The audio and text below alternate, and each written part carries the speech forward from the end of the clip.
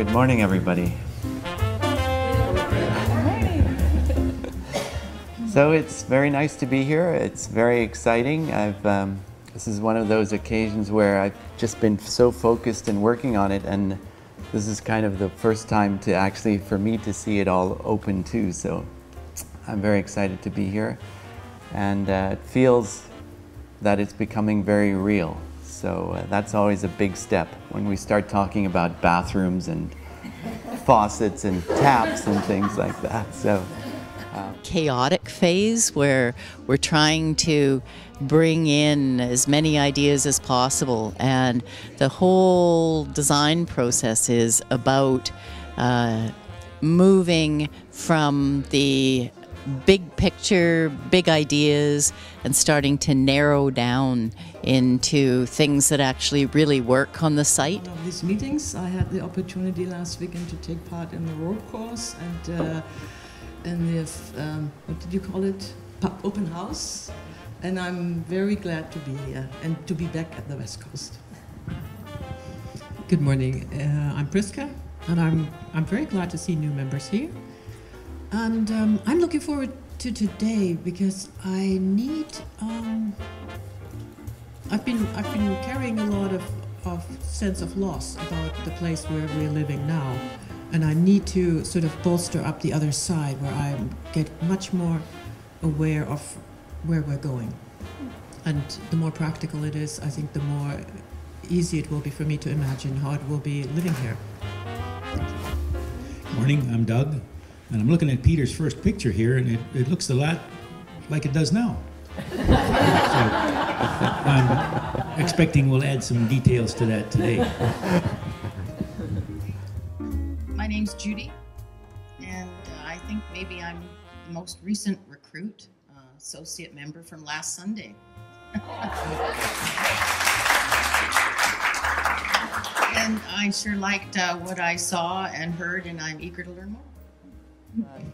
An interactive day where we have, I had someone at the office cut out many little floor plans that we can play with on the site. So we've got a session this morning where we're all going to sit around in groups with big pieces of paper and little pieces of cutouts, and hopefully have a lot of fun today. So what we have now is the property is zone CD13. So that's a specific zone that has is a designation solely for this piece of property. With that density, you're allowed 32 units on this property. We've actually now drawn this existing house in a computer so that we have a record of it in detail. This was what we had proposed as the apartment type building adjoined to it. And you can see that actually what we're proposing on one side is actually lower than this existing house. Minimal accessible, meaning it does not accommodate a wheelchair. It's slightly bigger than minimum. Enhanced, which allows a turning radius. So those are the sizes. And then fully accessible example. That shows being able to have a shower, a separate tub, 2 sinks, a bidet, or a tub. And the idea here was that if someone ended up in a wheelchair that required horizontal transfer, this could be disconnected and taken away, and you had that space available. The instinct is to have your kitchen, your dining, your living, really trying to take advantage of all that view. Part of this path is to identify what is the most cost-effective standardization that we can work with, and how can we work with the individual's needs for customization within that process. So it's a bit of a dance. And so looking at how to do that is really a lot of what this design process is going to be about. Incorporating all of these different needs in the room here and seeing how much similarity that we can find in identifying, 5 or 6 floor plans. The most cost-effective way to do something is to start it and to finish it from start to finish with no customization, minimum complexity, maximum standardization. That is the most cost-effective way to build something. So anytime you interfere with that in any way, adding complexity, not having a lot of standardization. You're adding to the costs for everyone. So this is a small 750 square foot one bedroom unit. Here you would have a view right out to the outside.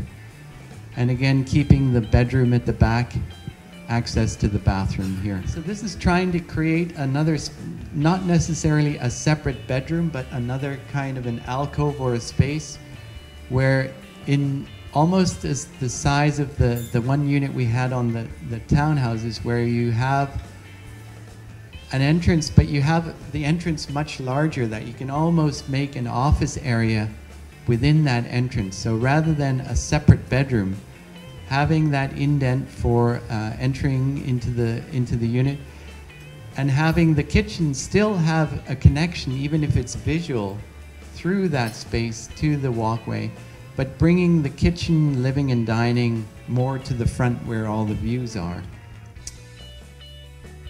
The ground floor would have access to these gardens here, each one essentially having their own little garden.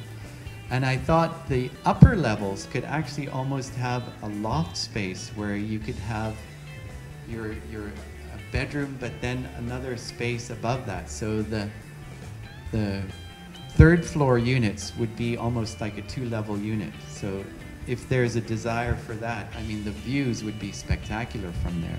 And we had one building located down here that we've actually moved up to have access from the top and go through those floor plans and look at them and write on them or comment on them. And actually, I think within your group, have some discussion about this whole bathroom issue. Should we be planning to have a bathtub and a separate shower, or should we be thinking of a much smaller, compact? I think it would be valuable too to talk about what you like and what you don't like about some of the floor plans that you're looking at. So it's pretty exciting to see the different combinations that people are coming up with.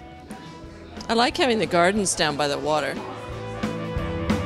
And I think a little walkway, maybe we can even have competitions to race up and down those steps.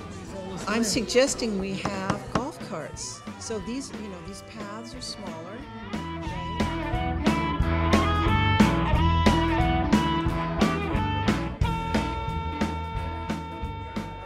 Too many bedrooms, bigger bedrooms.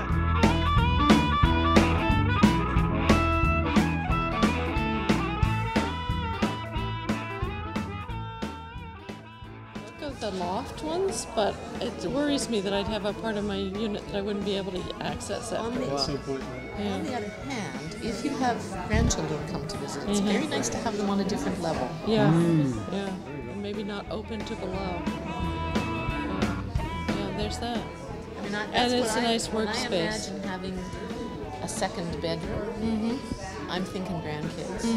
Well, for us, it's a spare. It's a Murphy bed.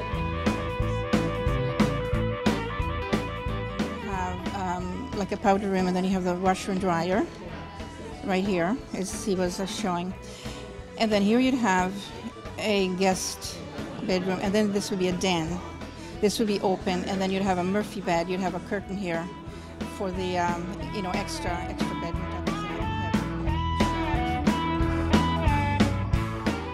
Kind of a unit I'd like, and after talking to a number of other people from Harbourside, I began to realize that maybe I might want to change my viewpoints somewhat, and I'm hoping that I've changed some people's minds as well.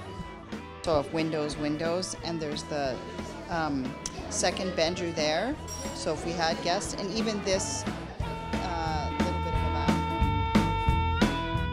Wonderful alternatives, they're all good, and yeah, I think we've come in. I can really imagine us living there. Yeah. That it makes it much more real, and there are so many choices that Peter gave us that probably 3 or 4 that would be just fine for our little family.